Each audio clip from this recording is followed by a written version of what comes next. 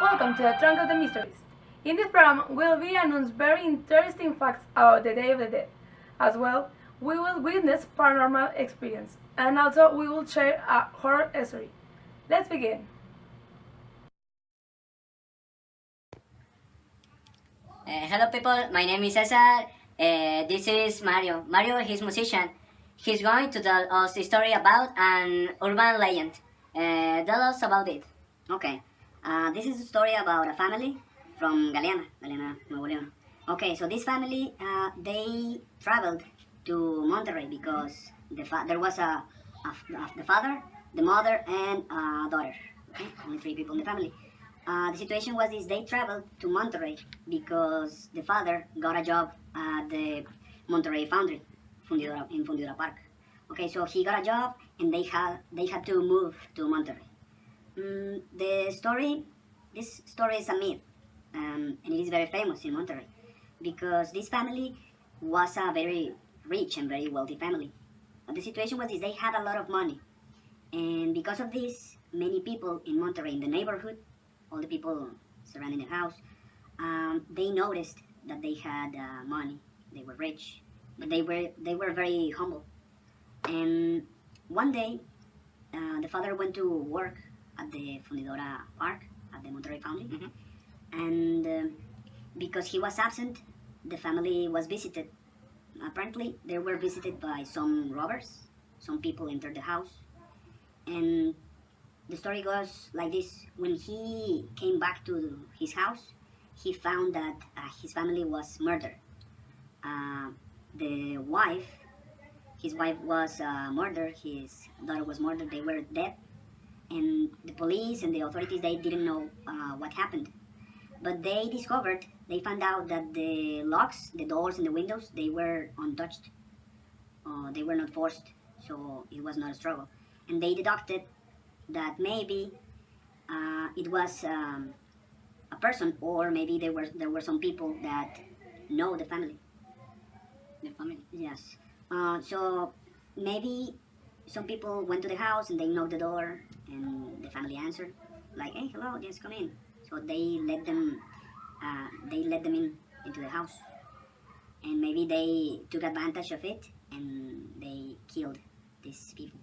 And they took all the money and jewels and everything, and that's how the police discovered that the murderer was a nephew, so it was part of the family. So they discovered this. The nephew was trapped, and he was condemned. He was killed by the police. And after this, the house was alone. It was empty, and some people tried to put it on purchase, but it was never sold. It was on sale. It was never sold because there were rumors about this house. That's maybe the family or the daughter and the mother. They were ghosts. So never. It was never sold, and that's the story about the story. That was the story about the Armberry house. Okay, that was the story. Thank you, Maria. Thank you very much for your words. Okay. And thank you, people. See you later. Continue listening the Ahuichote legend of San Luis Potosí. Myths and legends from San Luis Potosí de Ahuichote. Folk stories heard in Las Carboneras Matehuelas, San Luis Potosí. Legend writing by Homero Adame. A long time ago, I was doing some work in the highlands in the Altiplano Potosino, and of course I took great interest in the local myths and legends. Every evening, I spent time talking to the local people and hearing their stories. It was very surprising to learn about an Ahuichote, a sort of animal spirit that announces death. In the Aztec folklore, there's a mythological animal called Ahuizotl, but its descriptions and its purpose has nothing to do with the Ahuichote, also referred as Ahuizote, Ahuichote, or Huichote, I found in the Altiplano. In the end, I concluded that this experience was new to universal mythology and should be included.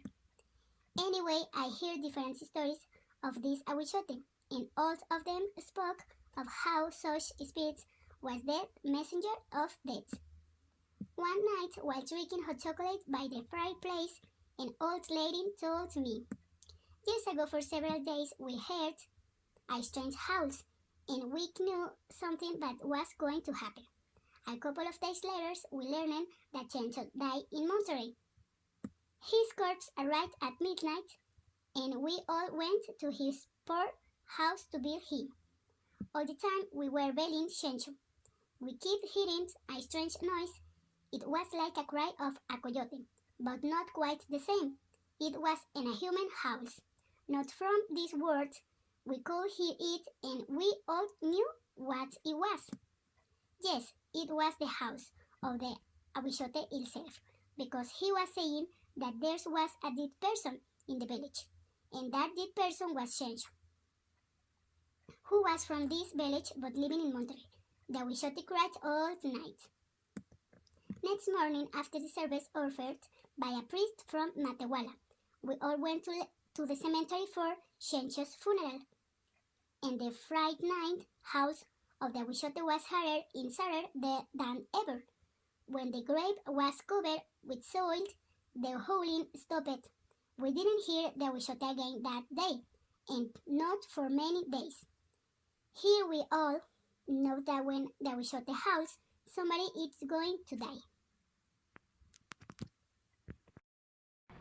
We talk a little about some important elements that must be on the altar of the dead, considering that it's the same tradition in all Mexico. However, each region, or in some cases, every state of the country takes a little different. But we explain how it's done here in Monterrey. Well, chains of purple and yellow pepper that signify the union between life and death.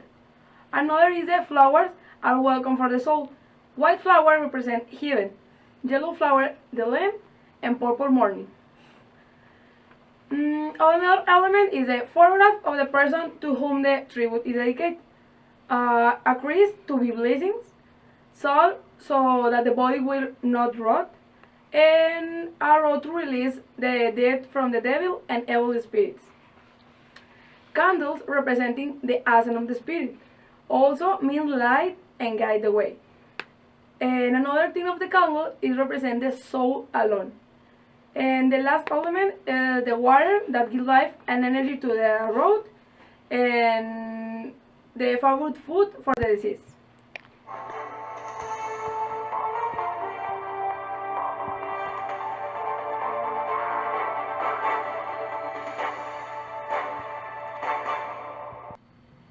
In a remote town school, death was studying. The professor not granted that correctly.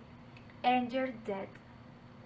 Death, tooth, tester,